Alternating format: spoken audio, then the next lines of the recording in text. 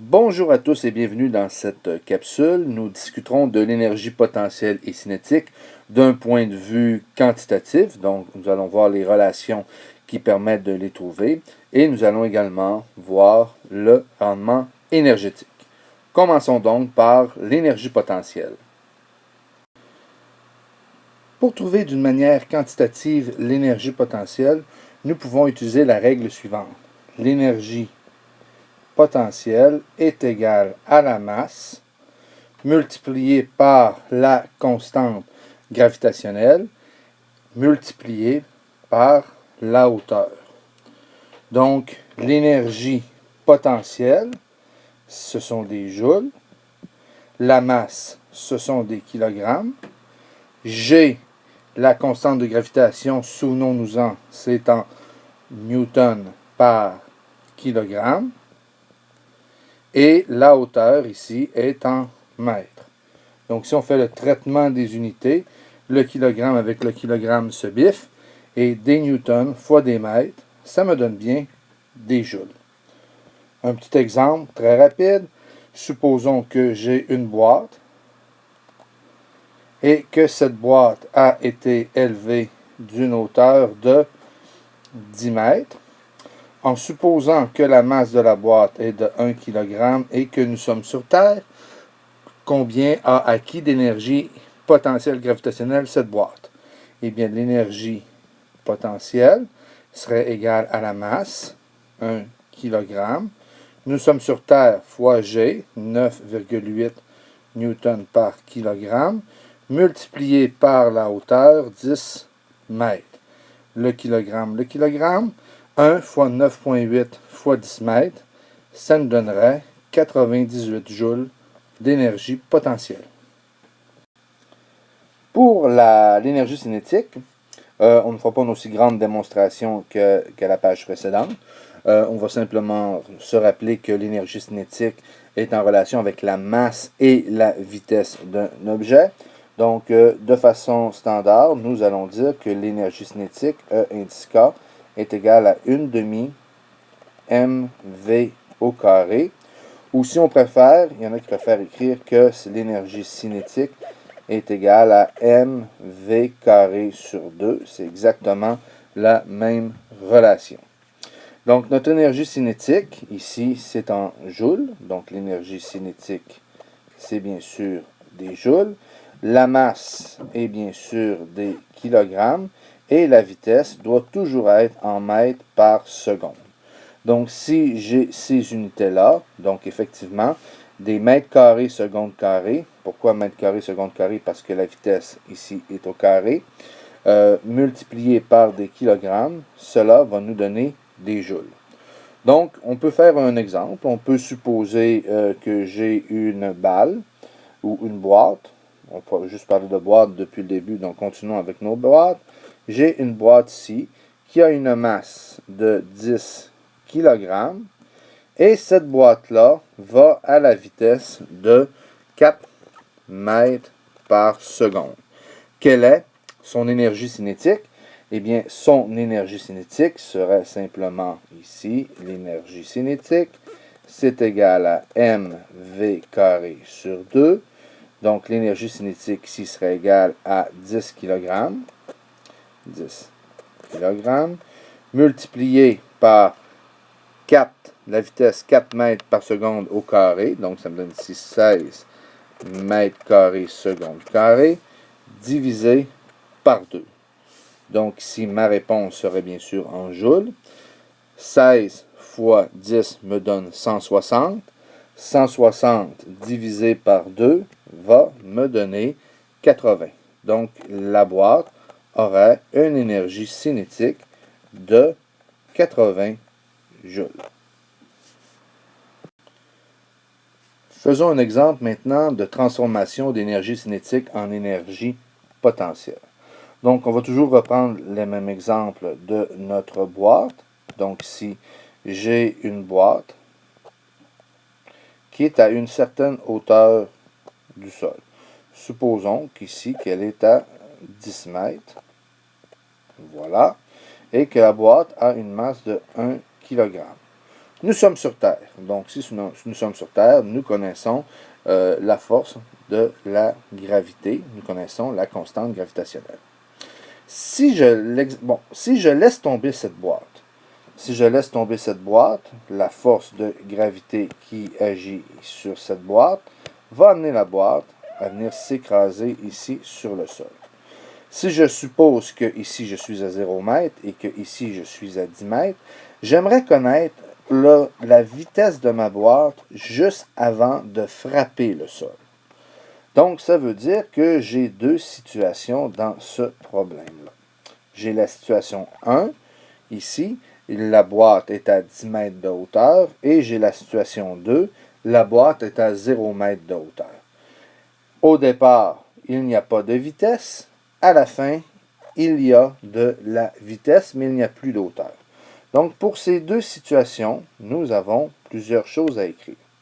À la situation 1, la boîte a de l'énergie potentielle. Je ne sais pas comment elle en a, je peux la calculer, mais elle en a une.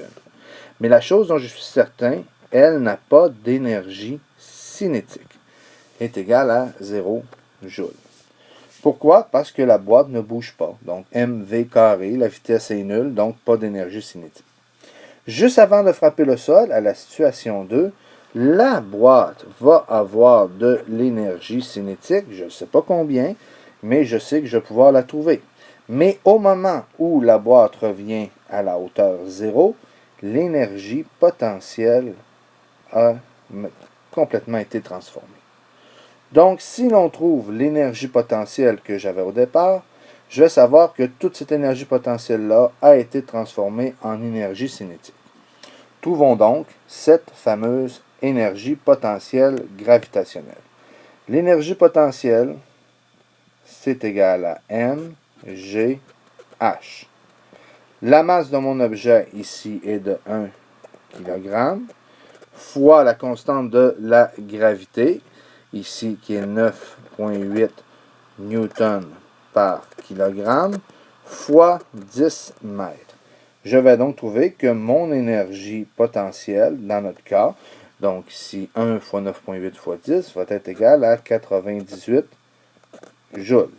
Donc, je sais que l'énergie potentielle au départ est de 98 joules, ce qui veut donc dire que l'énergie cinétique, juste avant de frapper le sol, sera de 98 joules.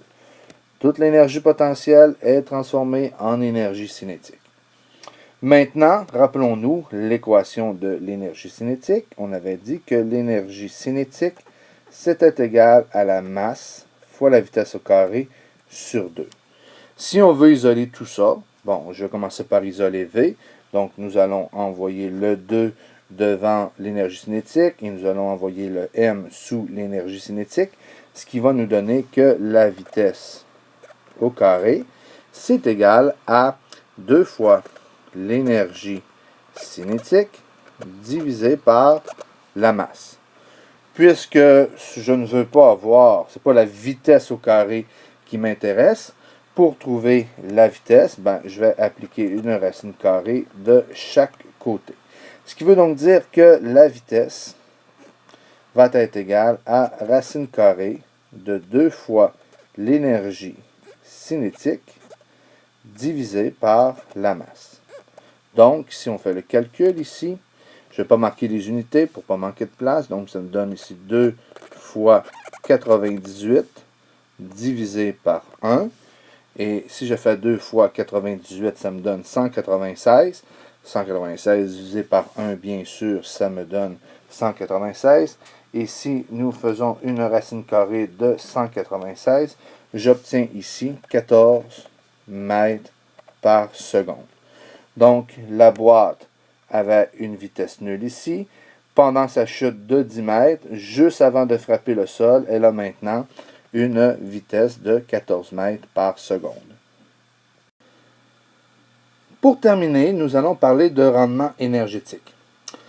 Lorsqu'un frein est appliqué pour arrêter un véhicule, toute l'énergie cinétique de ce dernier est convertie en chaleur. On dit alors à ce moment-là que le rendement de cette transformation est de 100%. Toute l'énergie a été complètement transformée en chaleur.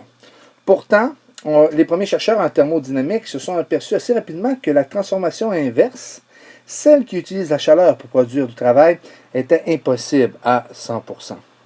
Nous avons donc trouvé un moyen de calculer le rendement. La relation est assez simple. Le rendement, c'est un pourcentage, donc c'est un rapport. Le rendement, R, est égal à l'énergie utile divisé par l'énergie consommée multiplié par 100. Donc, l'énergie utile, c'est l'énergie, ce pourquoi on utilise un certain appareil.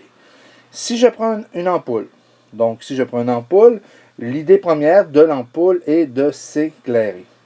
Prenons une ampoule qui consomme 100 joules d'énergie électrique. Elle va transformer cette énergie-là électrique de deux façons.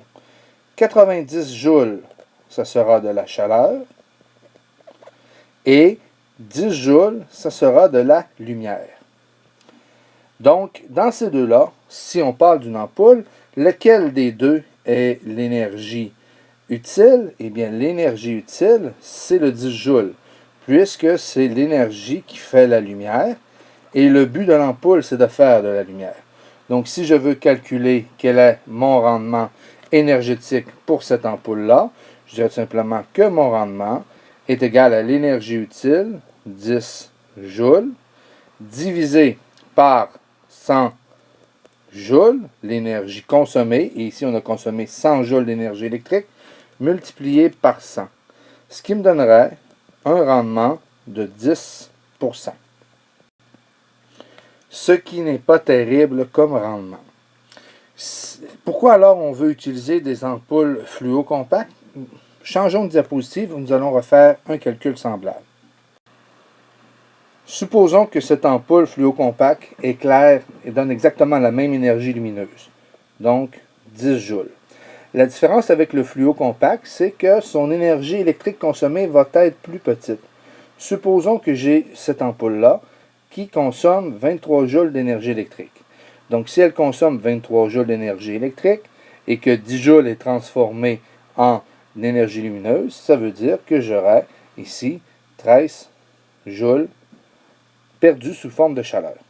Donc, le rendement, qui est l'énergie utile sur l'énergie consommée multipliée par 100, pourrait se calculer de la manière suivante. L'énergie utile, dans mon cas, c'est toujours 10 joules.